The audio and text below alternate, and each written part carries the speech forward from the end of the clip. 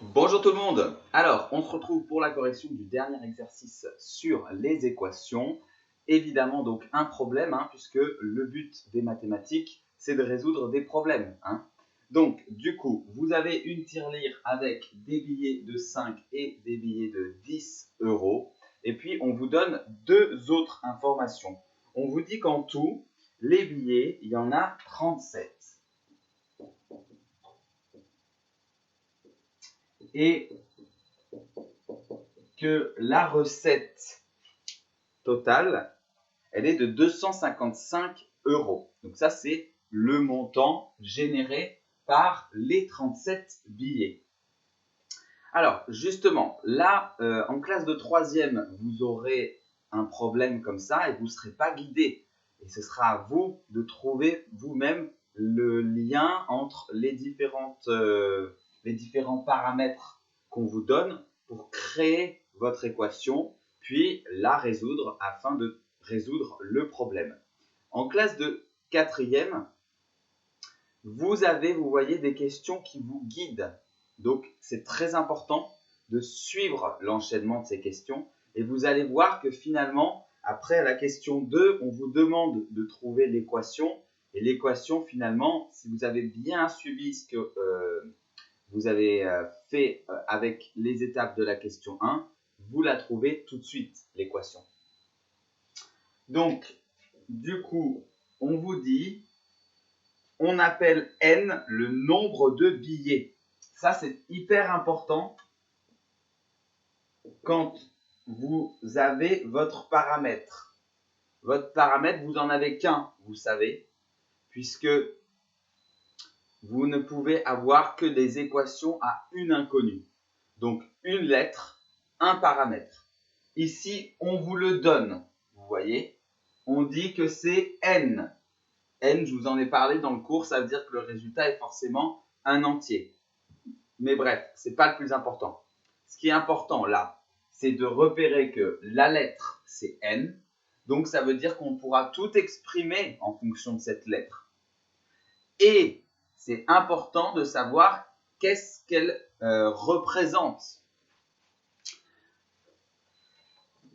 Il n'y a plus de batterie. Voilà. D'accord? Si ce n'est pas clair dans votre tête ce que cette lettre, elle représente, forcément, vous ne pourrez pas manipuler des choses avec cette lettre. D'accord? On vous le dit, le nombre de billets de 5 euros.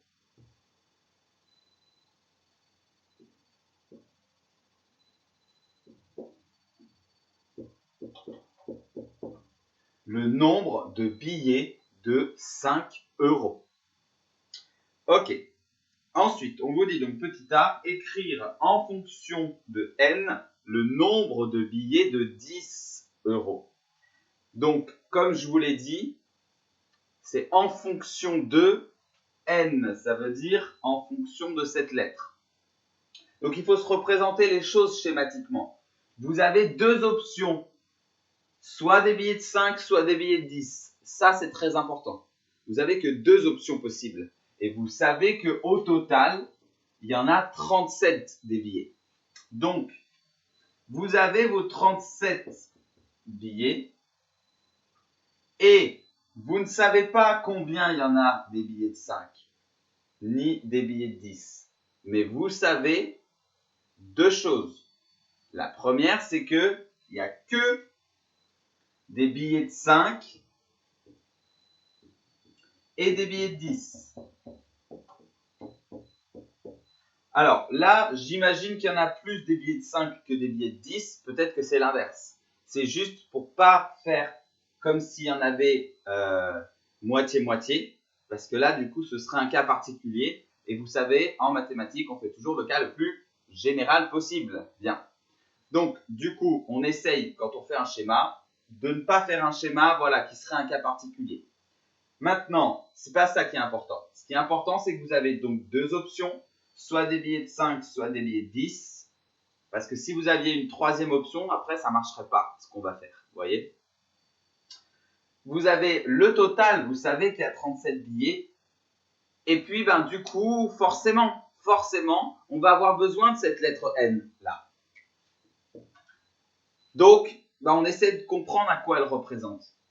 Elle représente le nombre de billets de 5 euros. D'accord. Ça veut dire que des billets de 5 euros, je sais qu'il y en a N. Et je sais qu'au total, il y en a 37. Donc, j'essaie de faire un schéma, comme je viens de le faire. J'essaie de prendre un exemple, parce que souvent, le problème avec la lettre, c'est que justement, pour vous, c'est une lettre, donc vous ne voyez pas vraiment que ça peut être égal à un nombre. Donc, on prend un exemple. Imaginons, j'ai un billet. J'ai un billet de 5 euros. J'en aurai combien des billets de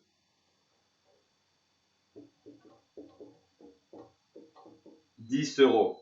Puisque le total, c'est 37. Ça ne change jamais, vous voyez? Si j'en ai un, j'en ai combien des billets de 10? Bah ouais, j'en ai 36. Parce que 1 plus 36, ça fait 37. Si j'en ai deux, j'en ai toujours 37 au total. Donc si j'en ai deux, j'en ai combien des billets de 10? J'en ai 35. D'accord. Si j'en ai 7 des billets de 5 euros, donc n est égal à 7, j'en ai combien des billets de 10, sachant que mon total est toujours de 37 billets? J'en ai 30. Très bien. Donc là, on est en train de dire que 7 plus 30 égale 37. On est en train de dire que 2 plus 35 est égal à 37. D'accord. Donc, si on fait avec la lettre, on est en train de dire que n plus est égal à 37. Alors, là, n, vous voyez, si c'est 2, on trouve 35. Mais donc, si on ne connaît pas le 35, comment on peut faire pour trouver le 35 à partir du 2 et du 37? On fait une addition à trous. Une addition à trous, vous savez que ça correspond à une soustraction. Très bien. On fait quoi en fait? On fait très bien. On fait 37 moins 2. Ça fait 35. Vous le faites dans votre tête sans vous en rendre compte. 37 moins 7, ça fait 30. Donc cette valeur, c'est quoi là? Bah ouais, c'est 37 moins n. Bah oui, parce que 37 moins n, si ça c'est le nombre de billets de 10 euros, plus le nombre de billets de 5 euros, on a dit que c'était n. Ben, moins n plus n, ça fait 0, il reste bien 37. Donc, quel que soit n, on trouve bien que le nombre de billets total, c'est 37. Vous voyez? Donc là, peut-être la difficulté, c'était de bien se rappeler qu'une addition à trous, c'est une soustraction et vous aviez la réponse assez facilement après. Donc là, le nombre de billets de 10 euros est de n moins, est de 37 moins n. Donc ça, c'est le nombre de billets, j'écris en abrégé pour aller plus vite, de 10 euros. Ok? Ça, il faut que ce soit clair, sinon pareil, pour la suite de la correction, ça va vous bloquer. La somme d'argent représentée par les billets de 5 euros. Donc là aussi, on réfléchit, s'il y a 1, on réfléchit, je veux dire, on remplace la lettre par un nombre. Et c'est tout de suite après beaucoup plus clair. Et après, on fait le chemin inverse. On remplace les nombres qu'on vient d'utiliser par la lettre et on trouve la réponse. Alors, là, vous avez donc n. Mais imaginons que vous avez un billet de 5 euros. Ça va vous rapportez, si vous êtes ils sont quoi? Ils sont au cinéma? Non, c'est juste une tirelire. Voilà. Si dans votre tirelire, vous avez un billet de 5 euros, vous avez combien d'argent au total? Vous avez 5 euros, très bien. Et vous avez fait quelle opération? Fois, voilà. Donc, si vous avez deux billets de 5 euros, alors oui, vous pouvez me dire là, du coup, 5 plus 5. Mais bon, on va suivre le même raisonnement, hein, parce que là, si après il y en a 46 des billets, vous n'allez pas faire 5 plus 5 plus 5 plus 5, 46 fois. D'accord? Donc 46 fois, on fait fois 46. Hein, on va plus vite. Donc pareil, là, 2, très bien. Deux billets de 5 euros, ça fait 2 fois 5, 10. Et donc, on a compris qu'on multipliait par 5 pour avoir le montant après avec des billets de 5 euros. Et s'il y en a n, et ben ouais, du coup c'est n fois 5. Donc là, vous voyez, 37 moins n fois 5, ce sont des expressions littérales, d'accord? On ne connaît pas la valeur tant qu'on ne connaît pas la valeur de la lettre. Mais ce ne sont pas des équations. Ce n'est pas ce qu'on vous demande. On vous demande d'exprimer quelque chose en fonction d'une lettre. Donc ça, c'est une expression littérale qui correspond à quelque chose. Voilà. Donc là, la somme d'argent représentée par les billets de 5 euros, c'est n fois 5.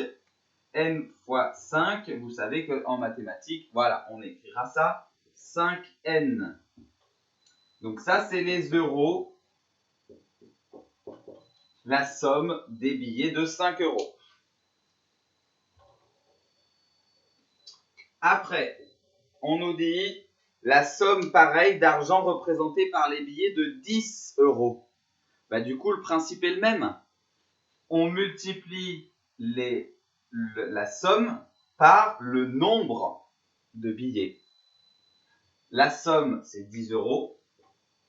Le nombre de billets de 10 euros, on vient de le trouver au petit a, c'est ça. Donc 10 fois 37 moins n. Et là, normalement, très bien, ça doit s'affoler dans votre tête. Il faut absolument qu'il y ait des parenthèses. Sinon, là, vous feriez 10 fois 37 moins n. Alors que nous, on veut 10 fois 37 moins n. D'accord? Là, le nombre de billets de 10, c'est tout ça. Le nombre de billets de 5, c'était n. Donc, c'était juste une lettre, c'était pratique. Mais là, c'est ça, c'est un bloc. Donc, c'est pareil. C'est comme si c'était une grande lettre, ça. Ça, donc, c'est les euros, le prix des billets de 10 euros.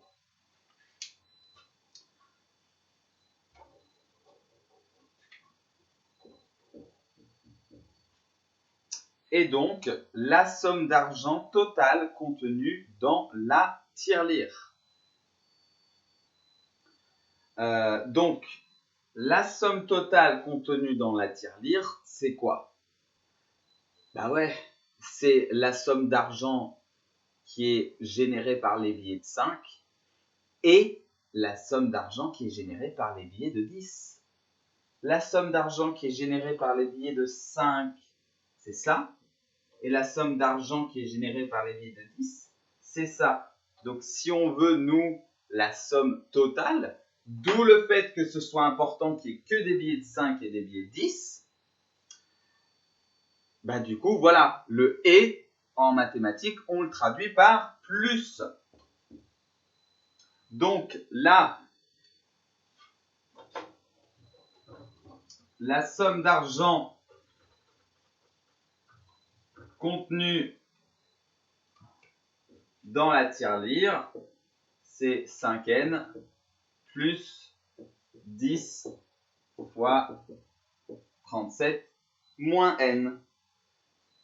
Et donc, comme je vous le disais au début de la vidéo, voilà, toute cette question 1 étape par étape, vous permet en fait de construire les expressions littérales.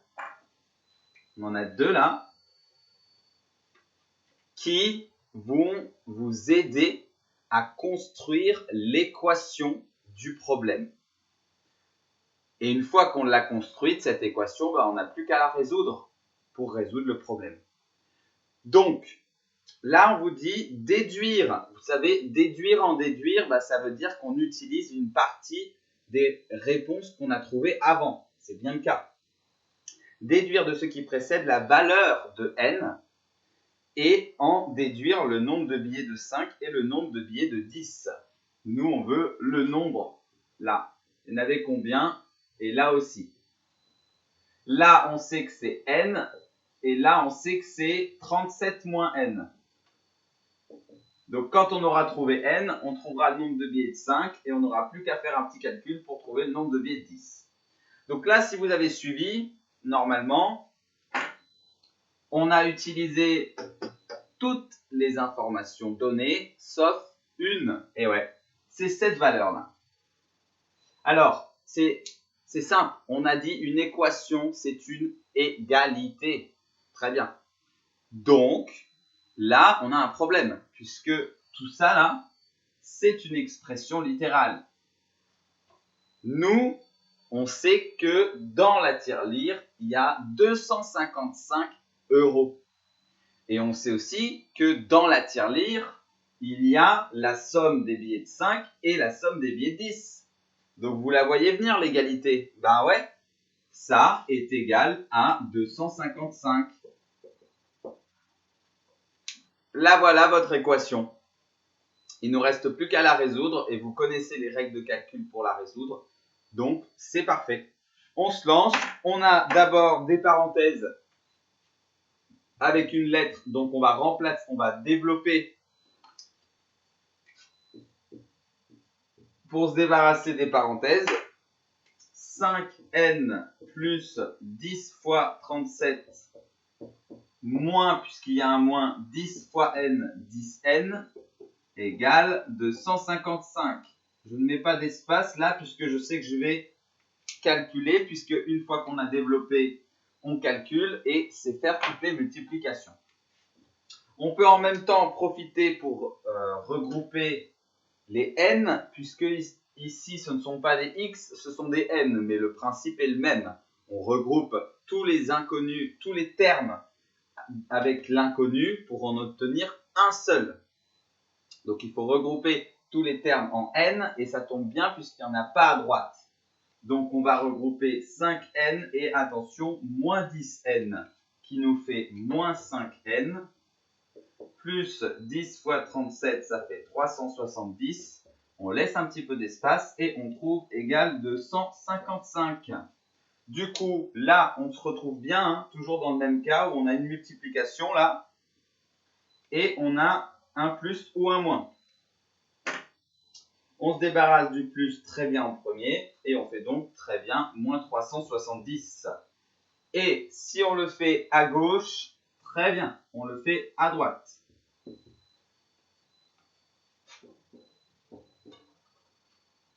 On trouve donc moins 5n égale donc moins 370, ça fait moins 115.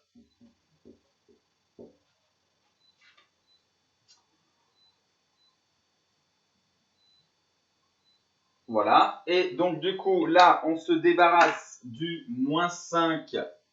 Non, on ne fait pas plus 5, on fait diviser, puisque là c'est fois. Et on divise bien par moins 5. D'accord? Pas par 5, parce qu'on veut se débarrasser de moins 5. On veut se débarrasser du moins aussi. Et si on le fait à gauche, très bien, on le fait à droite. On trouve donc n est égal à, là c'est n, est égal à 115, est égal à 23. On encadre. Et attention, on n'a pas terminé. on n'a pas terminé parce que là, on voulait avoir le nombre de billets de 5 et le nombre de billets de 10 aussi. Donc, il faut continuer et faire un petit calcul. Donc,